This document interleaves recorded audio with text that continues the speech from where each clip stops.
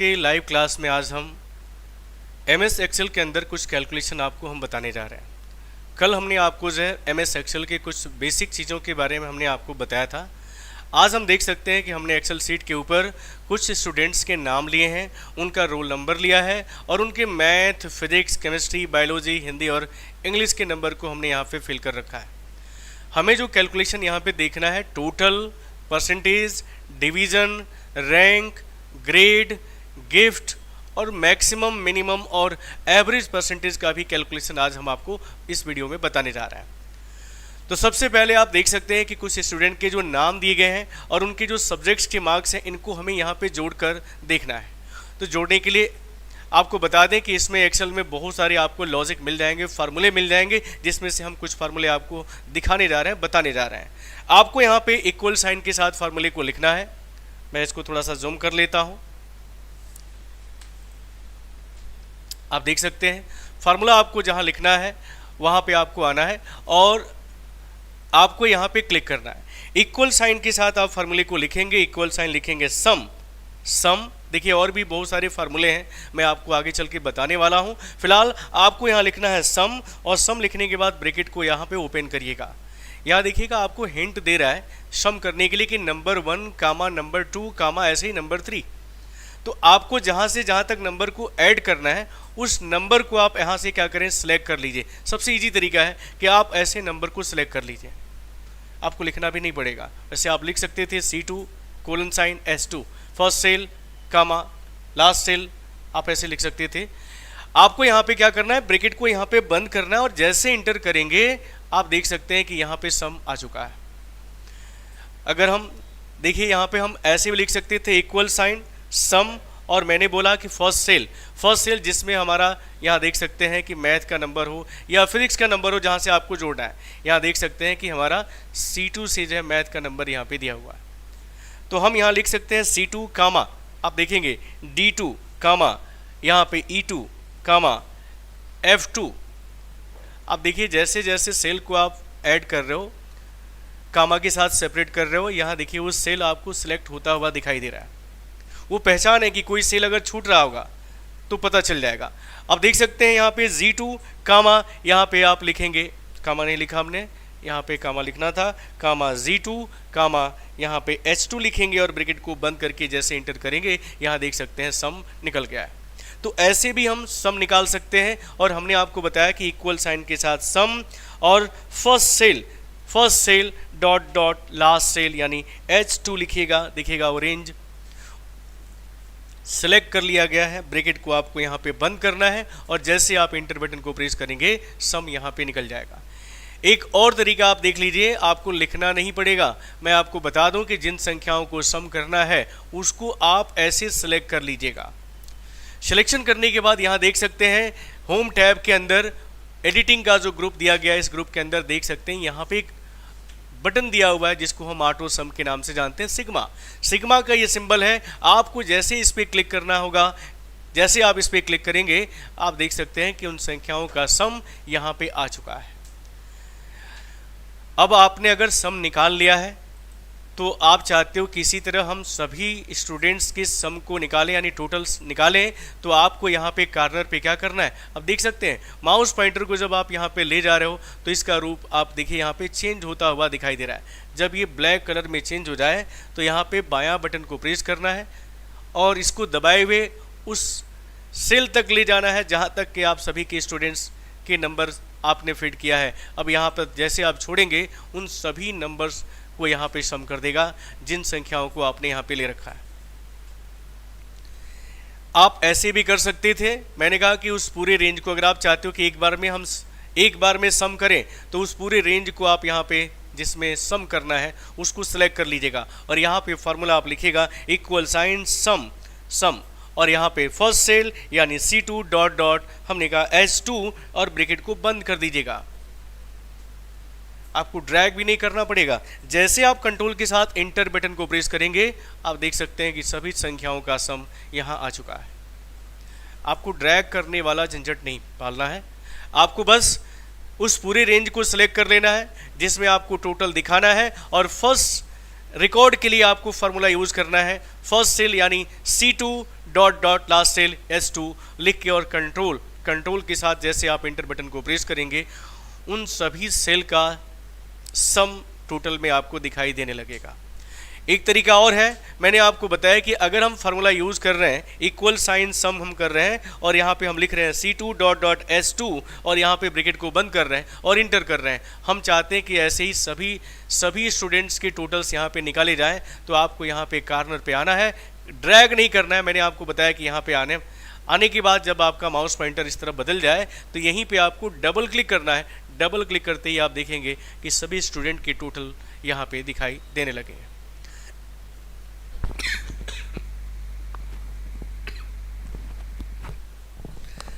तो इस तरह हमने आपको बताया कि आप टोटल कैलकुलेशन कर सकते हैं। अब बारी है परसेंटेज निकालने की। परसेंटेज निकालने का लॉजिक क्या होता है? परसेंटेज निकालने का लॉजिक एक ही है, प्राप्तांक यानी टोटल मार्क्स जो हमारा है, जितना हमने पाया है उसमें 100 का मल्टीप्लाई कर दिया जाए और पूर्णांक से अगर भाग दे दिया जाए तो हमारा परसेंटेज मिल जाता है। वही कैलकुलेशन हम यहाँ पे करने जा रहे हैं। यहाँ पे आपको लिखना होगा इक्वल साइन। आप देखेंगे इक्वल साइन, टोटल वैल्यू आपका कितना है 168, तो आपको यहाँ पे 168 नहीं लिखना है, आपको यहाँ पे सेल का एड्रेस देना है जहाँ आपने टोटल निकाला है, उस सेल का एड्रेस क्या है। जैसे हमने संख्याओं को सम किया है तो सेल को जोड़ा है, उसी तरह अगर हमको परसेंटेज निकालना है तो उस सेल की एड्रेस को यहाँ पे हम टाइप करेंगे जिसके अंदर हमने टोटल निकाला है, टोटल मार्क्स दिया है। तो आप देखिए यहाँ पे लिखेंगे I2, मल्टीप्लाई करेंगे हम 100 से, अपान करेंगे हम यहाँ पे 600। देखिए यहाँ पे 6 सब्जेक्ट है, अगर प्रत्येक सब्जेक्ट अगर 100 नंबर का है तो टोटल पूर्णांक हमारा 600 होगा।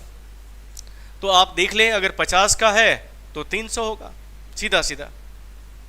तो हम मान के चलते हैं कि यहाँ पे टोटल जो हमारा पूर्णांक है वो 600 है। अब जैसे आप इंटर करेंगे यहाँ देख सकते हैं कि हमारा परसेंटेज वैल्यू आ चुका है। अगर हम चाहते हैं कि ऐसे ही सबका परसेंटेज आए तो आप यहाँ पे क्या करेंगे, इस कार्नर पे आएंगे और डबल क्लिक करेंगे। डबल क्लिक करते ही आप यहाँ देख सकते हैं कि परसेंटेज वैल्यू यहाँ आ चुका है। हाँ, यहाँ पे दशमलव मान नहीं आ रहा है, तो दशमलव मान के लिए हम यहाँ पे लॉजिक लगाए हुए हैं। एक्चुअली जो है यहाँ पे लॉजिक हमने यूज़ किया था, डेसिमल पॉइंट को हमने हटाया था। तो आप देख सकते हैं कि यहाँ पे हमने इस डेसिमल वैल्यू को जो है यहाँ पे इंक्रीज़ किया है। यहाँ से आप चाहो तो इसे डिक्रीज कर सकते हो, डेसिमल मान हट जाएगा, और यहाँ पे आप इसे इंक्रीज करोगे तो ये डेसिमल मान आपको शो करने लगेगा। तो यहाँ देख सकते हैं कि सभी स्टूडेंट के यहाँ पे परसेंटेज हमारे आ चुके हैं। हमने जो लॉजिक दिया है एक बार फिर से समझ लीजिए, जो लॉजिक हमने दिया है वो है ऑब्टेन मार्क, यानी ऑब्टेन जो प्राप्त मार्क है वो हमारा 168 है। तो हम 168 नहीं लिखेंगे क्योंकि हमें और भी सेल का परसेंटेज वैल्यू ज्ञात करना है। अगर हम यहाँ पे देखिए गलती क्या होती है कि हम यहाँ पे लिख देते हैं 168 मल्टीप्लाई बाई 100 अपान यहाँ पे कर देते हैं 600, और जैसे इंटर करते हैं, ठीक है पहले का तो निकल गया, लेकिन जब दूसरे का आप ड्रैग करके निकालना चाहोगे तो उसका भी उतना ही दिखाएगा। इसको और नीचे तक ले जाओगे तो उसका भी क्या होगा वही, क्योंकि देखिए हमने सेल पे कैलकुलेशन नहीं किया है, हमने नंबर पे कैलकुलेशन किया है। इसलिए जब आप उसको ड्रैग करते हो तो बार बार वही नंबर आपको प्रिंट होता हुआ दिखाई देता है। तो आपको ऐसी गलती नहीं करना है, आपको इक्वल साइन के साथ उस सेल का नंबर लिखना है जिस सेल के अंदर आपने टोटल निकाला हुआ है। तो टोटल जो निकाला है देख सकते हैं I2 के अंदर निकाला है, I2 को लिखेंगे, मल्टीप्लाई करेंगे, यहाँ पे मल्टीप्लाई के लिए स्टार साइन को लगाना है, यहाँ पे मल्टीप्लाई बाई 100, और बटे के लिए यहाँ पे ऑब्लिक या स्लैश ऑप्शन का प्रयोग करना है, यहाँ पे लिखना है 600 और इंटर कर देना है। अब देखिए अगर हम इसको ड्रैग करते हैं तो इसका फार्मूला देखिए यहाँ पे चेंज हो गया है। इसका सेल का जो एड्रेस है वो I3 हो गया है, I3 multiply by 100 upon 600।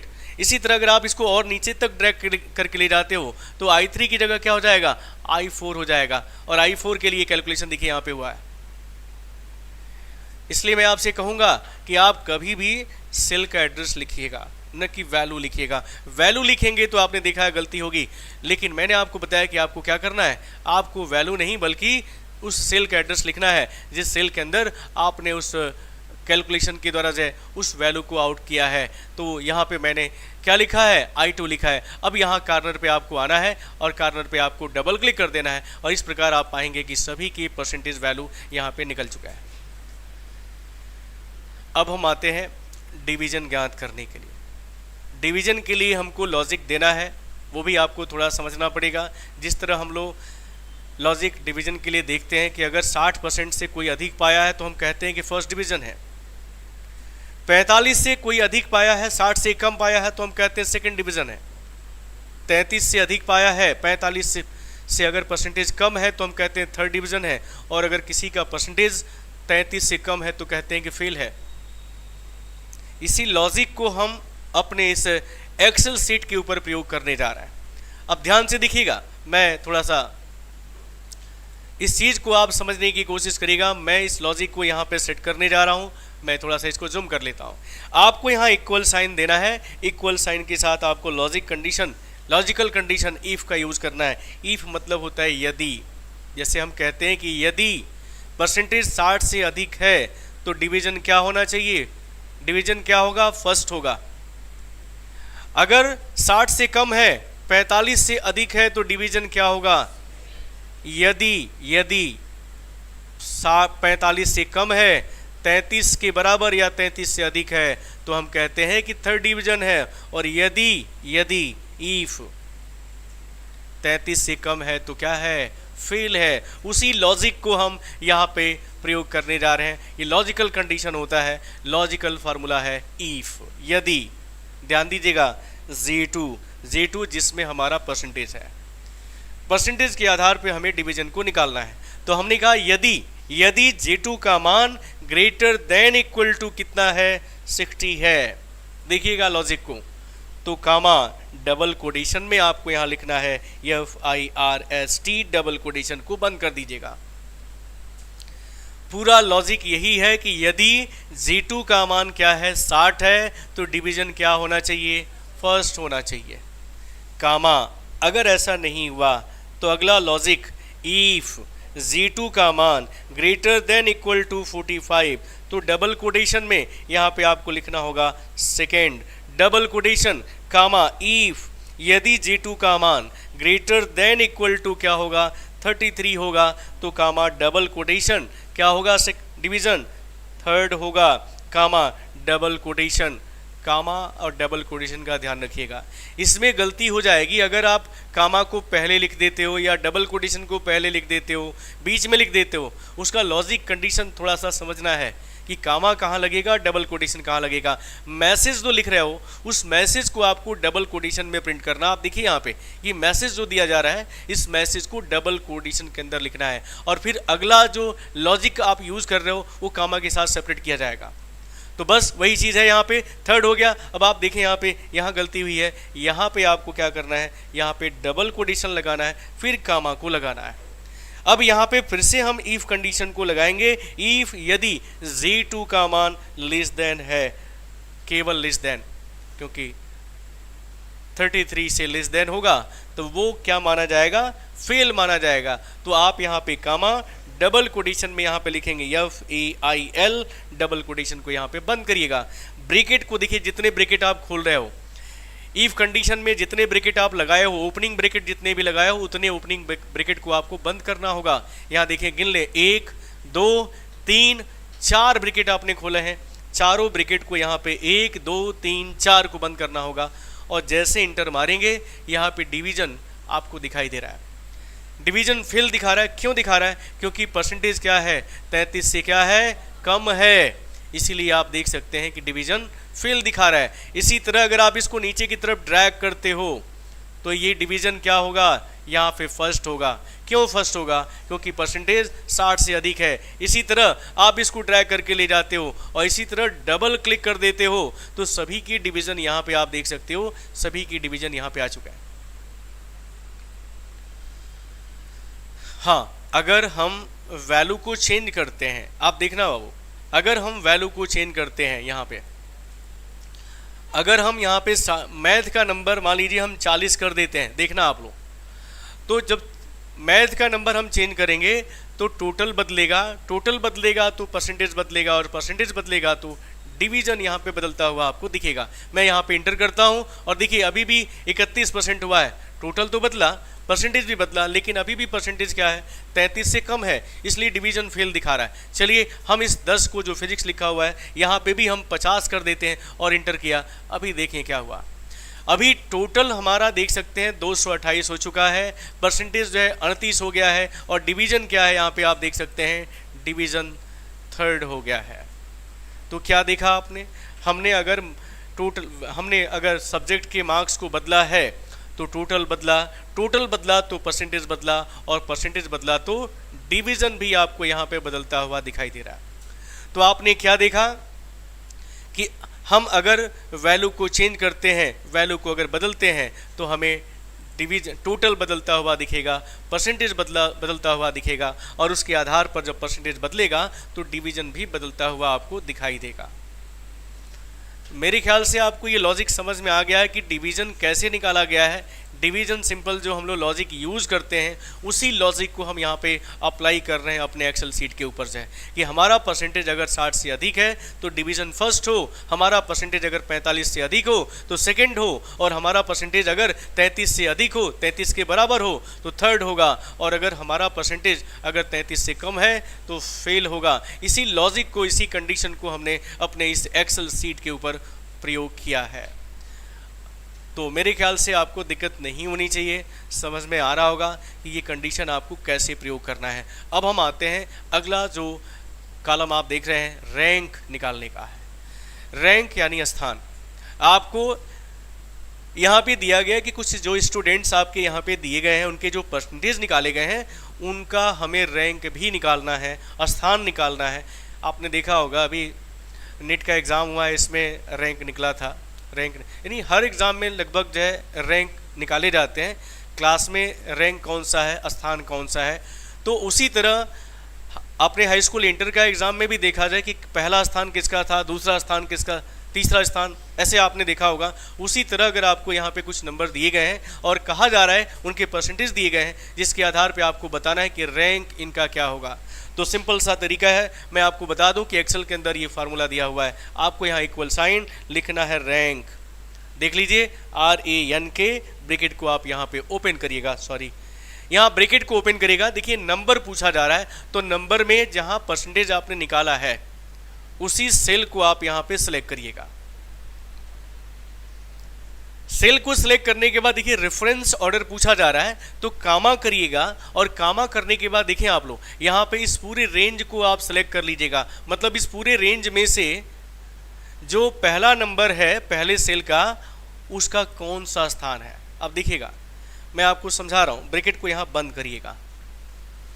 Bracket को बंद करने के बाद आप जैसे इंटर करेंगे तो मैं आपको फिर से बता दूं, यानी J2 जो नंबर है, यानी ये जो नंबर है, इस पूरे रेंज के अंदर जो मैंने सिलेक्शन किया है, इस पूरे रेंज के अंदर उसका कौन सा स्थान है। तो अभी देखिए मैं इसमें थोड़ा सा चेंजिंग करके भी दिखाऊंगा। पहले मैं ऐसे नॉर्मली इंटर करता हूं तो क्या होता है, जैसे इंटर करेंगे आप देखिए यहाँ पे 19 रैंक दिखा रहा है। यानी इस टोटल रेंज में जो रेंज हमने सेलेक्ट किया था उस रेंज में इस नंबर का 19वां स्थान है। ठीक है, अब देखिए अगर हम इसको ड्रैग करते हैं, नीचे की तरफ ले जाते हैं, तो ये होता क्या है। अब देखिए यहाँ पे गलती थोड़ी सी हो जाती है फार्मूले के अंदर। अभी हम चेंज करके आपको दिखाएंगे, थोड़ा समझिएगा ऐसा क्यों हुआ है। तो पहले के लिए तो सही है, पहले के लिए तो सही निकला है, लेकिन जब दूसरे पे हम जा रहे हैं तो देखिए क्या कर रहा है वो, ऊपर वाले नंबर को छोड़ दिया, ऊपर वाले नंबर को छोड़ दिया, और नीचे वाले नंबर में आप देखिए यहाँ से आपको क्या कर रहा है, यहाँ से इस संख्या को इस पूरे रेंज के अंदर। अब देखिए गलती एक और भी है कि इस नीचे वाले जो खाली सेल है इसको भी सिलेक्ट कर लिया गया है। अब यहाँ पे जो रैंक दिखा रहा है वो रैंक यहाँ पे 2 दिखा रहा है। अब यही फार्मूला जब आप यहाँ पे प्रयोग करते हो तो फिर ये 2 नंबर ऊपर से छोड़ दिए गए हैं और ये नीचे की तरफ 2 खाली सेल को ऐड कर लिया गया। अब देखिए इस गलती से बचने के लिए हम क्या करेंगे, तो मैं इस पूरे रैंक को डिलीट कर देता हूँ। ये गलती होती है अगर आप इस तरह के फार्मूले को प्रयोग करते हो, तो थोड़ा सा उस फार्मूले के अंदर आपको चेंजिंग करनी है। आपको लिखना होगा इक्वल साइन, देखिएगा मैंने पूरा रेंज सेलेक्ट कर रखा है। यहाँ लिखना होगा आपको RANK, ब्रैकेट को आप यहाँ ओपन करिएगा, नंबर में आप ये वाला नंबर सेलेक्ट करिएगा, कामा करेंगे और कामा करने के बाद रेफरेंस ऑर्डर में इस पूरे रेंज को दोबारा सेलेक्ट कर लीजिएगा जैसे मैंने किया था पहले। अब देखिए क्या होता है। अब आप इस रेंज को जो आपने अभी लास्ट में J2 से लेके J23 तक सिलेक्शन किया है, इसको सिलेक्ट कर लीजिएगा और सिलेक्शन करने के बाद अपने कीबोर्ड से F4 बटन को प्रेस कर दीजिएगा। ऐसा करते ही वो रेंज क्या हो जाएगा, फ्रीज हो जाएगा। आपको बता दें कि डॉलर साइन का प्रयोग करने का मतलब है कि उस रेंज को फ्रीज कर देना, उस रेंज को फिक्स कर देना। जो आपने देखा है कि जब हम नीचे की तरफ जा रहे हैं तो सेल का एड्रेस क्या हो रहा है, चेंज होता हुआ दिख रहा है, ऊपर वाले सेल को छोड़ रहा है और नीचे की तरफ क्या हो रहा है, नीचे की तरफ वो सेल ऐड होता जा रहा है। उसी कमी को दूर करने के लिए हमने इस पूरे रेंज को क्या किया है, फ्रीज कर दिया है। फ्रीज करना मतलब समझ रहे हैं आप लोग, फिक्स कर देना ताकि उस सेल का रेंज क्या हो, चेंज ना हो। बस हो गया काम आपका। आप यहाँ पे ब्रैकेट को बंद करिएगा और कंट्रोल के साथ, चूंकि सभी रेंज हमने सेलेक्ट किया हुआ है इसलिए आप कंट्रोल के साथ इंटर बटन को प्रेस करिएगा और आप देख सकते हैं कि यहाँ पे रैंक निकल गया है।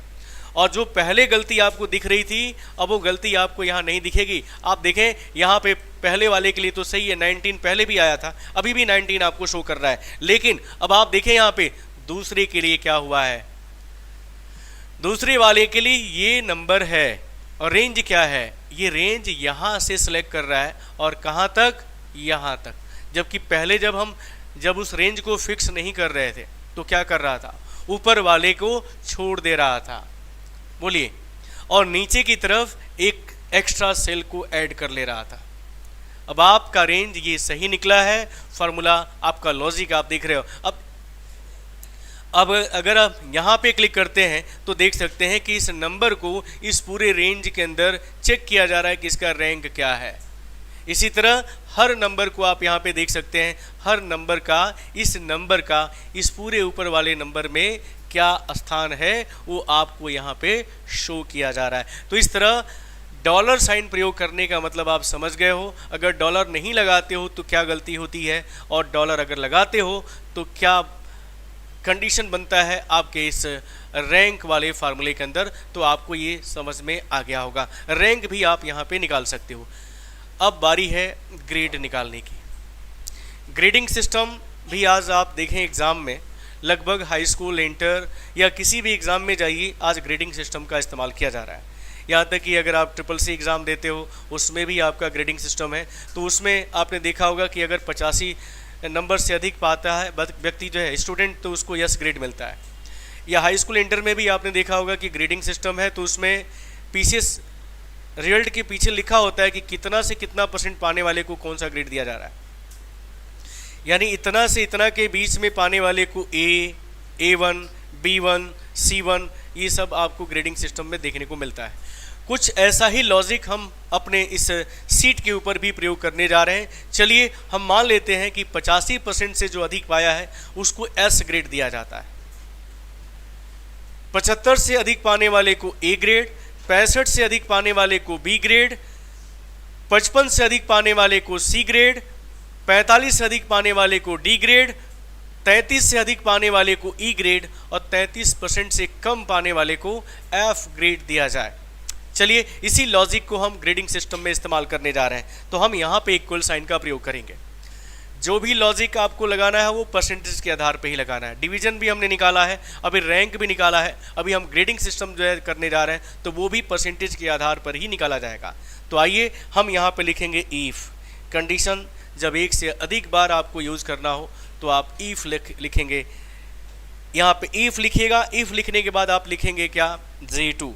देखिएगा J2 greater than equal to क्या हो, 85। तो हमने कहा कि S ग्रेड दिया जाए, कामा इफ J2 का मान ग्रेटर एन इक्वल टू 75, तो कामा डबल कोडिशन में यहाँ पे A ग्रेड हो, कामा यहाँ पे इफ J2 का मान ग्रेटर देन इक्वल टू कितना हो, 65 हो, तो कामा यहाँ पे B ग्रेड दिया जाए, कामा इफ J2 का मान ग्रेटर देन इक्वल टू 55 हो तो उसे क्या दिया जाए, उसे हम सी ग्रेड देते हैं, कामा इफ G2 का मान ग्रेटर देन इक्वल टू क्या होगा 45 हो तो कामा डबल कोटेशन में हमने कहा डी ग्रेड हो, कामा इफ G2 का मान ग्रेटर देन इक्वल टू अगर क्या हो 33 हो तो कामा डबल कोटेशन और यहाँ पे आप देंगे ई ग्रेड, और अगर लास्ट में इफ G2 का मान लेस देन 33 हो तो कामा डबल कोटेशन में आप यहाँ लिख देंगे एफ ग्रेड। और देखिए जितने ब्रैकेट आपने यहाँ पे खोले हैं उतने ब्रैकेट को आपको यहाँ पे बंद करना होगा। गिन लीजिए 1 2 3 4 5 6 7 आपको ब्रैकेट यहाँ पे बंद करने होंगे। तो 1 2 3 4 5 6 7 और जैसे आप इंटर करेंगे यहाँ देख सकते हैं ग्रेड निकल चुका है। अब आप इसे चाहते हो कि सभी के ऊपर अप्लाई करें तो यहाँ पे आप डबल क्लिक कर दीजिएगा या यहाँ पे आप ड्रैग कर देंगे तो देख सकते हैं सबकी ग्रेडिंग यहाँ पे शो होने लगी है। जो परसेंटेज है उसके आधार पे ग्रेड भी आपको यहाँ दिखने लगा है। ठीक है, तो इस तरह हम ग्रेड ऑप्शन का भी प्रयोग करेंगे। अगर आपने डिवीज़न समझा है तो बस उसी आधार पे मैंने इस लॉजिक को भी यूज़ किया है कि परसेंटेज अगर इतना है तो डिवीज़न जैसे हमने दिया था वैसे ग्रेड को हमने यहाँ पे यस लिखा है। आप चाहो तो A1 A+, B1 B2 B3 भी आप लगा सकते हो। अब देखिएगा गिफ्ट का एक कॉलम ऑप्शन जोड़ा गया है। गिफ्ट भी कैसे आपको देना है, मान लीजिए कि मैं चाहता हूँ कि जो फर्स्ट डिवीज़न है उसको लैपटॉप, जो सेकंड डिवीज़न है उसको टैब, जो थर्ड डिवीज़न है उसको मोबाइल और जो फेल है उसको कुछ नहीं दिया जाए। ये कॉलम में आपके डिस्प्ले हो तो गिफ्ट का कॉलम आप जो देने जा रहे हो, गिफ्ट का जो लॉजिक आप देने जा रहे हो देखिएगा क्या है। इक्वल साइन आप लिखोगे इफ यदि G2 is greater than equal to क्या हो 65। ध्यान दीजिएगा जो 60 करते हैं यहाँ पे 60 पे फर्स्ट डिवीज़न होता है। हमने कहा कि जिसका परसेंटेज 60 है वही तो फर्स्ट है, वही तो फर्स्ट है और उसी को हमें क्या देना है, लैपटॉप देना है। तो कामा डबल कोटेशन में लैपटॉप, डबल कोटेशन को यहाँ पे बंद करिएगा। कामा करेंगे इफ G2 का मान ग्रेटर देन इक्वल टू 45 हो, वही तो सेकंड है और उन्हीं को क्या देना है, टैब देना है। कामा इफ G2 का मान ग्रेटर देन इक्वल टू यहाँ पे 33 है, वही थर्ड डिवीज़न है और इन्हीं को क्या देना है, यही मोबाइल देना है सपोज या सेल फोन देना है। और कामा इफ G2 का मान लेस देन 33 हो तो कामा क्या करना है, कुछ नहीं देना है, नन, डबल कोटेशन और यहाँ पे 1 2 3 4। ये लॉजिक उसी तरह है जैसे आपने डिवीज़न को निकाला है। मैंने कहा कि अगर परसेंटेज 60 है वही फर्स्ट है और इन्हीं को हमें लैपटॉप देना है। तो यहाँ लॉजिक आप देख सकते हैं कि यदि G2 का मान 60 है, 60 से अधिक है तो वो फर्स्ट है और मैसेज में हमने कहा लैपटॉप। यदि G2 का मान 45 है, 45 से अधिक है तो उन्हें टैब, अगर G2 का मान 33 है, कामा यहाँ छूट रहा है, कामा अगर 33 से कम है तो उसे मोबाइल, और अगर 33 से अधिक है, 33 के बराबर है तो मोबाइल, थर्ड डिवीज़न होगा ये, और 33 से कम है, फेल है, उसको नन रखा जाए। ये लॉजिक आपको लगाना है और जैसे आप इंटर करेंगे, आप देखेंगे कि यहाँ पे गिफ्ट आ चुका है। देख सकते हैं कि डिवीज़न थर्ड है, परसेंटेज आपका 45 से कम है, अब यहाँ पे मोबाइल आया। इसी तरह जब आप इसको नीचे की तरफ ड्रैग करेंगे या आप यहाँ पे डबल क्लिक करेंगे तो आप पाएंगे कि इनका सबका यहाँ पे गिफ्ट यहाँ पे डिस्प्ले होने लगा है। देखिए ये 66% है तो इसका लैपटॉप दिखा रहा है, ये भी 63% है तो यहाँ पे लैपटॉप दिखा रहा है, 62% है तो लैपटॉप दिखा रहा है। देखिए यहाँ पे सेकंड डिवीज़न के लिए टैबलेट दिखा रहा है, ये फिर से फर्स्ट डिवीज़न है, ये देखिएगा सेकंड डिवीज़न है, लैपटॉप है और ऐसे था। अगर मान लीजिए कि किसी का परसेंटेज वैल्यू हम कम करते हैं, अभी हमने बोला कि जब हम वैल्यू को चेंज करेंगे, मान लीजिए हम यहाँ पे 10 कर देते हैं तो यहाँ देखिए क्या दिखा रहा है, 33 से कम हुआ। 33 से जब कम हुआ तो इसका डिवीज़न क्या हो गया, फेल हो गया तो इसको क्या करना है ना। तो ऑटोमेटिक जब हम वैल्यू को चेंज कर रहे हैं तो परसेंटेज बदल रहा है, डिवीजन बदल रहा है, ग्रेड बदल रहा है, रैंक बदल रहा है और उसका गिफ्ट भी बदल रहा है। तो ये सब लॉजिक आप प्रयोग कर सकते हो। अब देखते हैं, दो विकल्प और है, इसको भी आप समझ लीजिए, फिर हम आगे देखेंगे। मैक्सिमम, मिनिमम और एवरेज, परसेंटेज वैल्यू का आपको मैक्सिमम, परसेंटेज का आपको मिनिमम और परसेंटेज का आपको एवरेज भी निकालना है। अगर हम कहें कि जो परसेंटेज वैल्यू यहाँ पे आप कॉलम देख रहे हो, इसमें मैक्सिमम परसेंटेज कितना है या मिनिमम परसेंटेज कितना है, तो आप कैसे निकालोगे? आप कैसे पता करोगे कि सबसे हाईएस्ट परसेंटेज कितना निकला है, सबसे मिनिमम परसेंटेज क्या है या एवरेज परसेंटेज क्या है, इसे हम कैसे चेक करेंगे? तो इसके लिए आपको क्या करना है, इस सेल के अंदर आना है और इक्वल साइन लिखना है। इक्वल साइन के साथ आपको लिखना है मैक्स। मैक्स भी एक फंक्शन है एक्सेल के अंदर जो मैक्सिमम वैल्यू को रिटर्न करता है।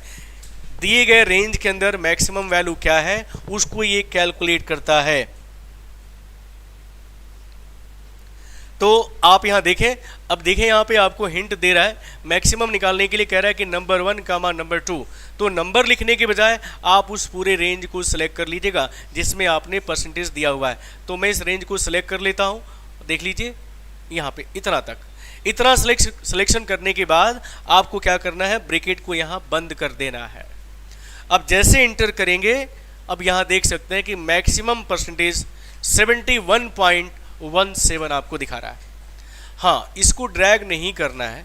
जैसे आपने गिफ्ट, ग्रेड, रैंक, डिवीजन और परसेंटेज निकालने के लिए आपने इसे ड्रैग किया है, आपको इसे ड्रैग करने की ज़रूरत नहीं है, क्योंकि मैक्सिमम कोई एक होगा ना, बोलिए, मैक्सिमम कोई एक होगा, इसी तरह मिनिमम कोई एक होगा, तो इसको ड्रैग नहीं किया जाएगा। आप देख सकते हैं 71.17 ये मैक्सिमम परसेंटेज है। आप यहाँ पे देख सकते हैं मैक्सिमम परसेंटेज ये रहा, आप देख सकते हैं ये है, जिसका रैंक भी आप देख सकते हो 1 है और इसका जो आपका ग्रेडिंग सिस्टम जो किया गया वो B है और गिफ्ट में जो है लैपटॉप दिया जा रहा है। तो आप यहाँ देख सकते हैं 71.17 मैक्सिमम है। मिनिमम निकालना होगा तो इसी तरह आप यहाँ लिखेंगे मीन, ब्रैकेट में आप वैसे ही आप यहाँ पे सेल का रेंज भी देख सकते हो, आप लिखोगे यहाँ पे Z2.Z23 आप लिख भी सकते हो और रेंज को भी सिलेक्ट किया जा सकता है। देखिए वही रेंज है जो आपने सिलेक्शन किया है। आप देख सकते हैं कि J2 से लेकर Z2 यानी J कॉलम, दूसरा रो J2 से लेकर नीचे आ जाइए, आप यहाँ देख सकते हैं Z23। अब देखिए यहाँ पे जैसे आप इंटर करोगे यहाँ पे मिनिमम परसेंटेज मिल गया है 28.17, ये मिनिमम है और इसे भी आपको ड्रैग नहीं करना है क्योंकि मिनिमम कोई एक होगा, ध्यान रखिएगा। अब बारी है एवरेज परसेंटेज ज्ञात करने की। तो एवरेज परसेंटेज निकालने के लिए आप यहाँ पे इक्वल साइन देख सकते हैं AVERAGE, आपको ये पूरा फार्मूला लिखना होगा।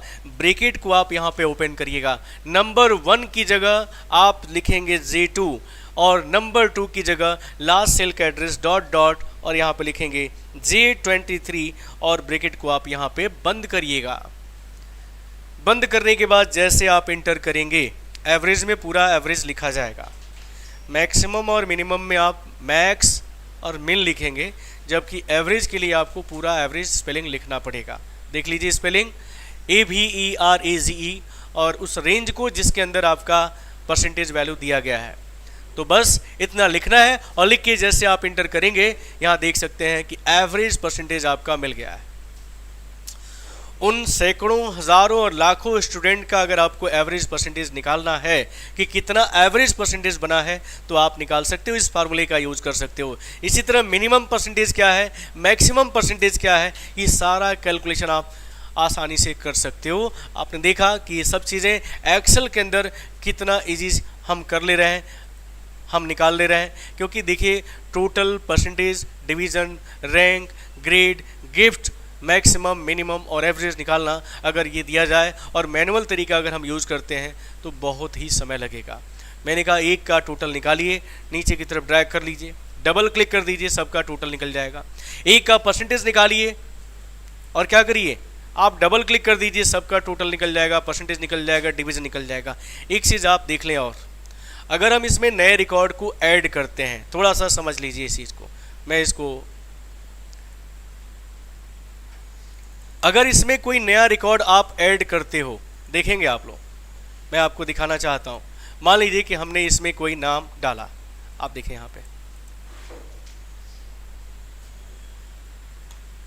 यहाँ पे हमने डाला ABHAY। अब है यहाँ पे रोल नंबर में हमने डाला जो है 30, यहाँ पे मैथ का नंबर, यहाँ पे फिजिक्स का नंबर, यहाँ पे केमिस्ट्री का नंबर, यहाँ पे बायोलॉजी का नंबर, यहाँ पे हिंदी का, यहाँ पे इंग्लिश का नंबर। आप देखिए क्या हुआ, यहाँ पे टोटल निकल गया है, परसेंटेज निकल गया है, डिवीजन निकल गया है, ग्रेड निकल गया है और यहाँ पे गिफ्ट भी निकला है, लेकिन यहाँ पे रैंक नहीं निकला है। क्योंकि याद करिए आप लोग, मैंने आपको बताया था कि रैंक में सेल रेंज को फिक्स किया गया था। अब देखिए यहाँ पे जब हम आ रहे हैं, यहाँ पे जब हम फार्मूले को यूज़ कर रहे हैं, तो देखिए ये नंबर तो है, लेकिन रेंज क्या है, यहीं तक दिखा रहा है। तो इस रेंज में थोड़ा सा बदलाव करना पड़ेगा, इस फार्मूले में थोड़ा सा चेंजिंग करना पड़ेगा। और वो चेंजिंग कैसे होगा, तो मैं आपको दिखाता हूँ कि आप इस पूरे को सेलेक्ट करके डिलीट कर दीजिए, और नहीं तो आप पहले वाले के अंदर ही फार्मूले में थोड़ा सा चेंजिंग करिए। यहाँ पे कुछ करना नहीं है, आपको यहाँ पे आना है, यहाँ पे आना है और यहाँ पे 23 के बजाय 24 कर देना है। ओके, जिससे क्या होगा कि इस नंबर का और इस पूरे रेंज का देखिए नीचे वाला भी सिलेक्शन हो चुका है, ठीक है ना। क्योंकि जब रैंक निकालते हैं तो एक रेंज हम सेलेक्ट कर लेते हैं, तो उस रेंज को बढ़ाना पड़ेगा ताकि हम दूसरे का भी रैंक निकाल सकें। बस अब आपको करना क्या है, कंट्रोल के साथ इंटर करना है और आप देखिए वो भी रैंक में शामिल हो गया है, रैंक 10 दिखा रहा है। तो ये थोड़ा सा बदलाव आपको करना होगा और आप देखेंगे कि total, percentage, division, rank, grade, gift और मैक्सिमम, मिनिमम जैसे परसेंटेज वैल्यू आप निकाल कर देख सकते हो। तो ये रहा आज का MS एक्सेल के अंदर कुछ छोटे मोटे कैलकुलेशन जो हमने आपको आज की क्लास में बताया है। तो उम्मीद करते हैं कि ये सारी चीज़ें, total, percentage, division, rank, grade, gift, maximum, minimum, percentage, average वगैरह ज्ञात करना आपको समझ में